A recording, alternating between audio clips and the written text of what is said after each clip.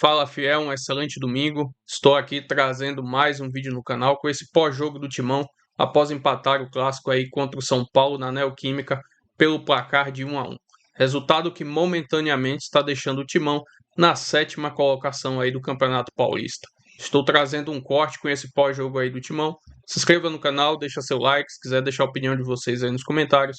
E vamos com o vídeo. Você falou que eu acho que todo mundo concorda indo pro Corinthians, que é essa história do Corinthians ter 11 mais 2, 3 ali no banco, e isso fica muito nítido. Queria que você falasse um pouco, claro, pegando o gancho do jogo de hoje, mas ao mesmo tempo tentando projetar uma temporada completa. Se isso é um problema em um jogo, né, individualmente falando, imagina em 11 meses. Então eu queria te ouvir sobre essa situação do Corinthians, ter ali um cobertor bem curtozinho. Eu acho que assim, para campeonato brasileiro de pontos corridos, que você tem que ter uma regularidade enorme, vai ser difícil para o elenco que o Corinthians tem. É somar pontos, é fugir da zona da confusão, como diz o parceirão do Zé Elias, Vanderlei Luxemburgo. Eu acho que assim, para um mata-mata, aí eu já acredito mais no Corinthians. Não é porque ganhou a Copa do Brasil só, não. É porque nos últimos anos o Corinthians, principalmente na Copa do Brasil, tem chegado. Está ali incomodando. Não está indo bem quando foi Sul-Americana, Libertadores, mas eu acredito que Garro vai melhorar, Memphis vai melhorar. Chegou novas contratações para encorpar o elenco. O Dorival vai ter que mesclar em algumas partidas, mas se os 11 titulares que a gente diz assim, o trio da frente ali, o Yuri, Memphis e o Garro, essa linha de esses 4 defensores, para mim é a zaga titular, né, com o goleiro, Mateuzinho, André, Gustavo e Bidu.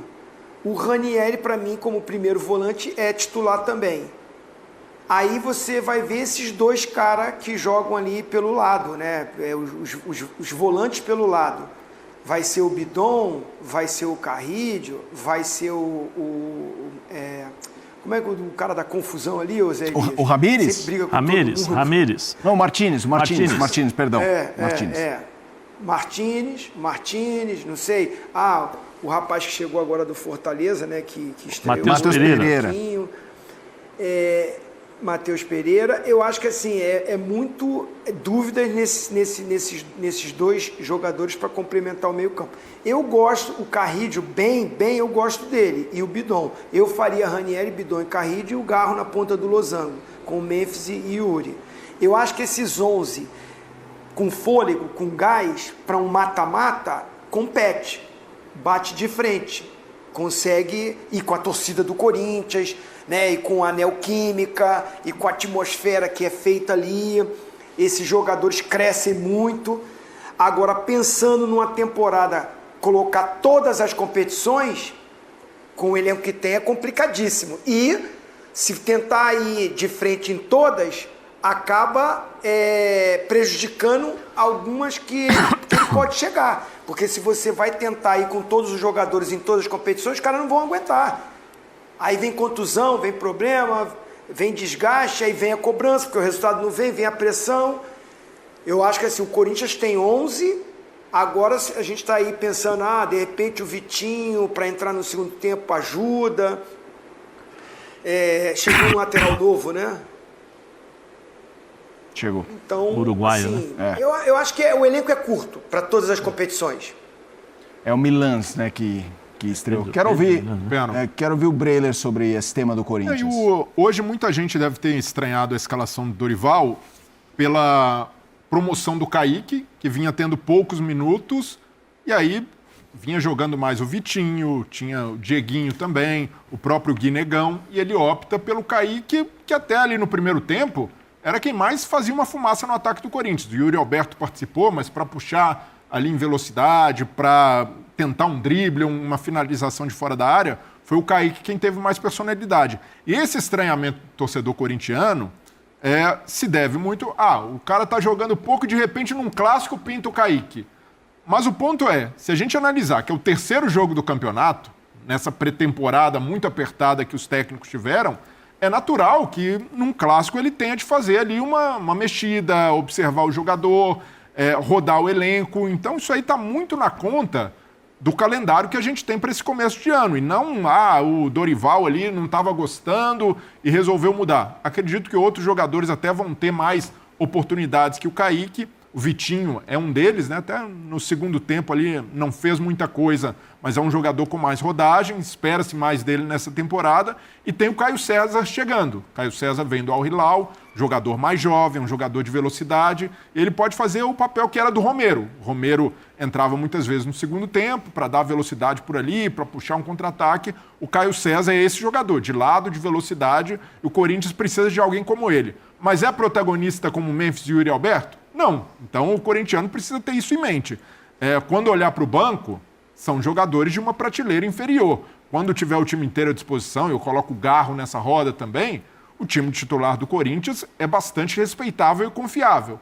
Agora o Dorival precisa ser inventivo também para usar esse elenco e usar também uma margem de contratação que não é alta, né? O Corinthians já sabe, já deixou isso muito claro, não vai fazer grandes investimentos nessa janela. Então são jogadores de composição de elenco, como Caio César, como Matheus Pereira, como Pedro Milans, e não só se contentar com isso, mas fazer o que o Dorival faz bem.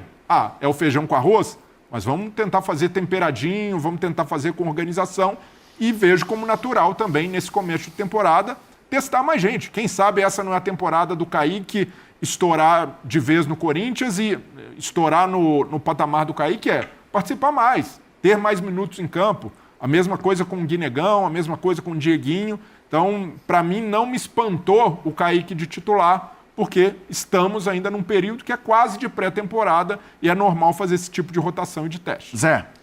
Não, eu acho que é natural o Dorival procurar fazer essas vamos dizer assim, essas trocas, até porque no começo do ano ele já falou, né? Ele falou assim, olha, pouco tempo de treinamento, uma equipe a ser formada, jogadores que saíram, jogadores que estão chegando, eu vou mesclar, porque ele sabe que ele não pode também colocar todo mundo do Corinthians para jogar, ele não pode colocar o Carrillo para jogar todos os jogos, porque ele corre o risco de perdê-lo. Ele é um cara importante, mesmo com, eu acho que depois que ele voltou da cirurgia, ele não é o mesmo Carrillo, eu acho que ele está bem abaixo fisicamente ainda, daquele Carrillo que nós nos acostumamos a ver antes da lesão. O time do Corinthians precisa encontrar uma situação, por exemplo, quando o Garro não joga. Mas o Bidon jogou hoje, o Bidon jogou com o Yuri Alberto na frente. É diferente quando o Bidon joga Memphis e Yuri Alberto. Que aí os movimentos dele são totalmente diferentes, então fica mais fácil para ele. Nessa posição que ele jogou hoje, quando o time joga, pega a bola, ele encosta no Yuri, ele tem dificuldades, porque vem muita pancada em cima dele, vem muito jogador, ele recebe a bola muito de costas, até ele girar ele tem dificuldade. E aí o time do Corinthians também não ajuda, porque quando ele gira, está todo mundo marcado, então ele tem que tocar para o lado. Algumas coisas que precisam ser feitas. Hoje foi a reestreia do Matheus Pereira. Eu acho que ele vai se encaixar muito mais como um primeiro volante para distribuição de jogo do que propriamente um cara que vai jogar dos lados desse triângulo, né? Então, assim, tem essa característica, mas o Corinthians vai precisar de um cara que distribui o jogo e vai precisar de um cara que marque também, porque a zaga do Corinthians, o André com o Gustavo, são dois jogadores fortes fisicamente, mas são jogadores lentos. Eles não são os jogadores de sair para o embate. Então precisa de uma proteção ali, porque se o Corinthians se expor, tem dificuldades. Todas as vezes que o Corinthians ganhou jogos grandes e os títulos, por exemplo, contra o Palmeiras e contra o Vasco, o Corinthians jogou fechadinho, explorando contra-ataque. O jogo começou com o Corinthians mais em cima, né? Fazendo sua obrigação, jogando em casa, tentando pressionar o São Paulo e pressionando bem a saída de bola. São Paulo ali com Arboleda e Alan Franco teve dificuldade na saída, muitas vezes ficando mano a mano os laterais, né? O Wendel e o Mike sofrendo ali no 1 contra 1, mas aos poucos o São Paulo foi se ajustando. Um começo ali em que o Arboleda começa hesitante, comete falha na saída de bola, depois espana mal uma bola que o Yuri Alberto tem a chance e cabeceia por cima, mas aos poucos o São Paulo vai se conectando ao campo. O Lucas, novamente, com muita dificuldade para jogar de costas, né, para se adaptar a essa função em que ele precisa ser o articulador do time, mas o Crespo, nesse sistema com 4 defensores lá atrás, de certa forma, espelhou o meio-campo do Dorival, colocou 3 homens ali também, né? Principalmente Marcos Antônio, Bobadilla e Danielzinho, que fez mais um bom jogo, deram essa sustentação para o São Paulo sair dos apuros ali no começo do primeiro tempo. E o São Paulo acaba premiado com um gol. Não dava para dizer que era injusto para o Corinthians, porque faltou também efetividade nas oportunidades que o Corinthians teve, né? No primeiro tempo teve muito mais finalizações, né? Consegue encerrar o primeiro tempo com 12 finalizações, mas não foi efetivo. No segundo tempo já foi um jogo bem mais morno, e aí os times cansados também, nesse começo de temporada, é normal que um clássico não tenha intensidade de clássico, e a gente percebeu isso, né, no Palmeiras e Santos, e agora novamente no Corinthians e São Paulo, um jogo mais travado, que no segundo tempo a perna está pesada, porque os jogadores ainda estão em processo de pré-temporada. O Corinthians empata no segundo tempo, faltou ao São Paulo, para mim, um pouco mais de rotação também para segurar esse empate. O Dorival foi bem nas mexidas, principalmente com o Pedro Raul preenchendo mais a área. O Pedro Raul acaba fazendo o pivô para o Bidon marcar. Mas o São Paulo, como visitante, flertou com uma semana perfeita. Conseguiu vencer a primeira no meio de semana. Logo depois, o processo de impeachment do presidente Júlio Casares aprovado. O presidente, sob suspeita de corrupção, afastado. A torcida comemorou muito e com razão. E por pouco não consegue sua segunda vitória em Itaquera. Foi um jogo até, diante das circunstâncias para o São Paulo, bastante aceitável. Do lado do Corinthians se lamenta-se um empate, mas por outro lado saiu atrás, conseguiu buscar. Então, para as duas equipes, está de bom tamanho, pelo que apresentaram nesse clássico. Zinho, muito boa noite. O seu destaque inicial, sua análise desse 1-1 Corinthians e São Paulo. Tudo bem, Zinho? Tudo ótimo, Felipe. Um abraço para você, para o Zé Elias, para o Breyer, para o fã de esporte. Uma boa noite, um bom domingo para todos. Olha, concordo com tudo que os companheiros falaram, mas eu, no final, acho que o São Paulo perdeu uma grande oportunidade. Ele entra não como favorito, ele entra até, se no início do jogo você me pergunta assim, poxa, se for empate, é melhor para quem? Para o São Paulo. Está jogando fora de casa, no caso está jogando na Neoquímica, com a torcida do São Paulo, do Corinthians. O Corinthians vive uma atmosfera, um ambiente melhor, mesmo ainda não tendo seus jogadores todos à disposição, e a gente bate nessa tecla. O Corinthians é uma equipe competitiva quando ele tem os 11 titulares à disposição. Bem fisicamente organizadinho, é um bom time. Quando não tem, sofre, tem dificuldade. E aí, pensando dessa forma, o Crespo muda o sistema de jogo e me agradou o meio-campo que ele montou, mesmo o Breyer dizendo do posicionamento do Lucas, realmente ele tem dificuldade de fazer a ponta desse losango, mas ele pode muito bem jogar ao lado do próprio Luciano, que também não é um centroavante, que vem ali na intermediária ofensiva para dialogar, para trabalhar a bola. Eu acho que é interessante essa nova formatação sem ter 3 zagueiros. 4 homens de meio campo, mais ou menos num losango, né? Com 3 jogadores mais de contenção, que marcam e que saem para o jogo, como a gente viu hoje, né? O Adílio, o Danielzinho e o Marco Antônio. E a liberdade para esse jogador Lucas com o Luciano flutuar, e aí provavelmente quando o Caleri tiver 100% vai ser ele a referência. Acho que também é um bom time, que precisa estar bem fisicamente, todo mundo. Dá para fazer um bom time e encarar, é a minha opinião. Mas pensando no jogo de hoje, o São Paulo teve 1-0, na maior parte do tempo não, foi tomar o gol de empate aos 44. O Corinthians não fazendo um bom jogo, não sendo aquele time que amassou jogando dentro de casa, que pressionou. Tudo bem que é início de temporada, os jogadores fisicamente não estão na sua melhor condição, mas não é aquele Corinthians que amassou a Ponte Preta, vamos dizer assim. Então esse time do Corinthians que, para mim, com um momento melhor, com a torcida apoiando, eu pensaria que ia amassar o São Paulo, não amassou. E o São Paulo teve 1-0 num jogo morno, perdeu a oportunidade de ganhar o jogo. Eu acho que quem perdeu hoje a oportunidade de ganhar o jogo foi o São Paulo, porque com tudo isso que eu falei, é ele que tem um resultado a favor até os 44 do segundo tempo, segura esse resultado.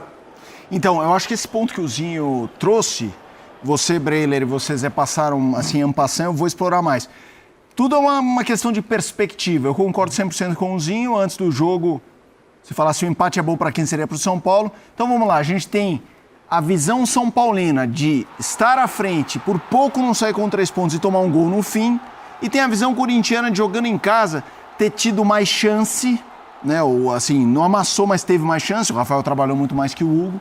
Então, assim, se for para alguém sair mais incomodado com o empate, o São Paulo por tomar esse gol no fim e ter sentido o sabor da vitória, ou é o Corinthians por ter jogado em casa, ter tido mais chance e sair com 1-1? Na perspectiva de quem o empate dói mais? Então, eu entendo perfeitamente o ponto do Zinho, né? Que é pro jogador ali no campo, né? É um empate que às vezes tem até o sabor de derrota, pela circunstância do jogo, por ter segurado e se comportado bem no segundo tempo, com a vantagem no marcador. Mas, por outro lado, se a gente analisa um contexto maior, e aí fora do campo, né? Fora do que aconteceu em Itaquera, pro São Paulo, diante de uma semana em que teve um time muito pressionado, antes de jogar contra o São Bernardo, havia ali até o temor e o papo de rebaixamento no Campeonato Paulista, diante de todo esse turbilhão, aquela derrota para o Mirassol, o Crespo muda o sistema, o time responde bem, o São Paulo respira e, por comportamento, por postura, dá para o São Paulino valorizar esse empate também. A gente sabe o quão difícil é para o São Paulo ganhar na Arena do Corinthians, só uma vitória até hoje, em mais de 10 anos de estádio. Então, por tudo isso, eu também valorizo o jogo do São Paulo.